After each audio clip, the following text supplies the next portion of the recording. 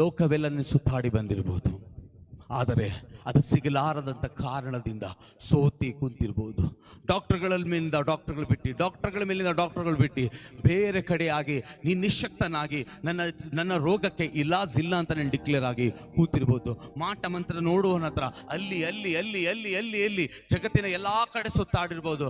ಕಡೆಗೆ ಅವರಿಂದ ಕಮ್ಮಿ ಆಗಲಾರ್ದಂಥ ಗಟ್ಟಿ ಹೃದಯದಿಂದ, ದುಃಖ ಹೃದಯದಿಂದ ನೀನು ಕೂತಿದ್ರೆ, ಇವತ್ತು ತಿಳ್ಕೊ ಪ್ರಿಯ ಸಹೋದರ ಸಹೋದರಿ, ನಿನ್ನ ಮಧ್ಯದಲ್ಲಿ ಒಂದು ಮೇಘ ಸ್ತಂಭ ಬರಬೇಕಂತಿದೆ. ಒಂದು ನಿನ್ನ ಮಧ್ಯದಲ್ಲಿ ಬೆಳಕಿನ ಸ್ತಂಭ ಬರಬೇಕಂತ ಕಾಯ್ತಾ ಇದೆ. ನಿನ್ನ ಫ್ಯಾಮಿಲಿ ಮಧ್ಯದಲ್ಲಿ, ನಿನ್ನ ಮನೆ ಮಧ್ಯದಲ್ಲಿ, ನಿನ್ನ ಕುಟುಂಬದ ಮಧ್ಯದಲ್ಲಿ ಆ ಬೆಳಕನ್ನು ಪ್ರವೇಶ ಮಾಡಬೇಕಂತ ಬಯಸ್ತಾ ಇದೆ ನಿನಗೋಸ್ಕರವಾಗಿ. ಯಾಕೆಂದ್ರೆ ನೀನು ದೇವರಿಂದ ದೂರ ಓಡಿದ್ರು ದೇವರಿನ ಹತ್ರ ವಾಪಸ್ ಓಡಿ ಬರ್ತಾನೆ.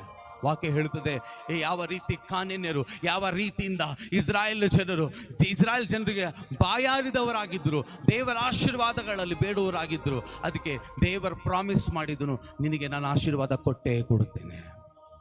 ಅಲ್ಲೆಲೂಯ್ಯ. ಇವತ್ತು ನೀವೆಷ್ಟು ದುಡಿತಾ ಇದ್ದೀರಾ, ಕಣ್ಣೀರಿಟ್ಟಿದ್ದೀರಾ, ಪ್ರಾರ್ಥನೆ ಮಾಡಿದ್ದೀರಾ, ಉಪವಾಸಗಳ ಕಾಲ ಕಳೀತಿದ್ದೀರಾ. ನಿಮ್ಮ ಶ್ರಮೆ, ನಿಮ್ಮ ಎಲ್ಲ ದುಡಿಮೆ ದೇವರಿಗೆ ಎಲ್ಲ ರೀತಿಯಿಂದ ನೀವು ದೇವರಿಗೆ ಧನ್ಯವಾದ ಹೇಳ್ತಾ ಇದ್ದೀರಾ, ಸ್ತೋತ್ರಗಳು ಹೇಳ್ತಾ ಇದ್ದೀರಾ. ಅದು ಎಲ್ಲಾದರೂ ಹೋಯ್ತಾ ಅಂತ ನೀನು ಅಂತ ಇದ್ದೀನೋ, ಅದು ಎಲ್ಲೂ ಹೋಗಿರಲಿಲ್ಲ.